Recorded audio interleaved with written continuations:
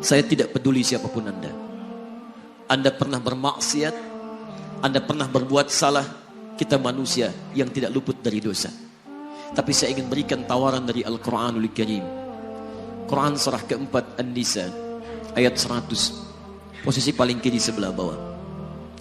Pernah ada orang berbuat maksiat yang tak terlukiskan. Ada seorang yang pernah bunuh orang. Bunuhnya bukan 1, 2, 100 orang. Tak terlukiskan bilangannya. Kriminalitas tidak perlu diukur karena Anda akan lelah menghitungnya. Ketika Allah berkenan memberikan hidayah kepadanya, Masya Allah. Dan hidayah selalu terbuka pada siapapun sepanjang ia mau mengambilnya sebelum nyawa sampai di kerongkongannya. Tiba-tiba datang ia pada seorang alim dan berkata, saya ingin berubah. Alim ini kemudian menyampaikan pada orang dimaksud, Anda bukan berarti tidak bisa menjadi orang baik. Hanya Anda tinggal di lingkungan yang tidak mendukung Anda jadi baik. Keluarlah dulu dari tempat itu. Pergilah ke majlis ilmu si fulan, tempatnya ada di sana. Datang ke sana, belajarlah, dan Allah akan bimbing Anda berubah dari keburukan menjadi orang yang terbaik. Didengarlah nasihat alim ini. Berangkatlah orang dimaksud, menempuh perjalanannya. Tiba-tiba Masya Allah, belum sampai ke tujuan, di pertengahan jalan, konon disebutkan lebih sejengkal, tiba-tiba maut datang menjemputnya. Thumma yudrikul maut. Apa yang terjadi? Langkahnya dihitung sebagai ibadah. Dalam terapnya dia beristighfar, tobat kepada Allah subhanahu wa ta'ala. Taubat yang menghadirkan cinta Allah subhanahu wa ta'ala. Quran surah kedua ayat 222 di ujung ayatnya. Innallaha yuhibbut tawwabin. Allah mencintai orang-orang taubat.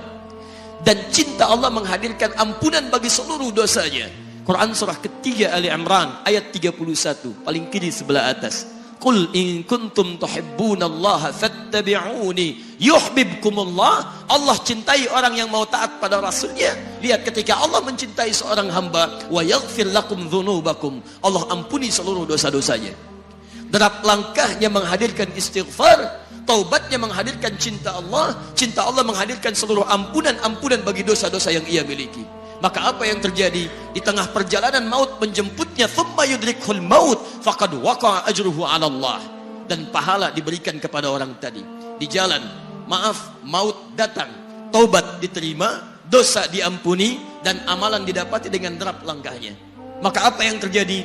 Thumma yudrikhul maut faqad waqa'a ajruhu 'ala Allah. Pahalanya dituliskan oleh Allah, dakhalal jannah, kata Nabi, masuk surga orang ini. Anda bisa bayangkan, pernah bunuh orang 100 orang, mabuk tak terlukiskan, kriminalitas tak perlu dihitung. Ketika dia mau bertobat, datang ke majlis ilmu, Masya Allah, meninggal di tengah jalan, kata Nabi, dakhalal jannah. Bertobat diampuni dosanya, derap langkahnya ada pahalanya, dakhalal jannah. Turun ayat untuk melukiskan tawaran yang sama kepada kita. Wa may yuhajir fi sabilillahi yajid fil ardi muraghaman katsiran was'a. Siapapun yang mau berubah kembali pada ketentuan jalan Allah, kalau dia masih punya batas-batas kehidupan, kami akan berikan kelapangan di sisa hidupnya dan kelimpahan-limpahan kenikmatan selama dia hidup. Wa may yakhruj min baitihi muhajiran ila Allahi wa rasulih. Namun bila ada di antara mereka baru ingin berhijrah, ingin berubah jadi lebih baik dalam pandangan Allah dan Rasulnya, tiba-tiba thumma yudrikul maut, baru keluar dari tempat dia tinggal, belum sampai ke tempat dia belajar, datang maut menjemputnya. Faqad waqa'a ajruhu 'ala Allah. Kami terima semua amalnya, kami ampuni dosa-dosanya, dan kami tuliskan namanya di dalam surga. Bila 100 orang saja yang pernah dibunuh oleh orang ini, pernah bunuh 100 orang, mabuk tak terlukiskan, kriminalitas tak terhitung, mau berangkat ke majlis ilmu, tak sampai ke majlisnya, meninggal dia, bisa masuk surga. Masa Anda yang tidak pernah bunuh orang? Ada yang pernah bunuh orang di sini? Boleh angkat tangan?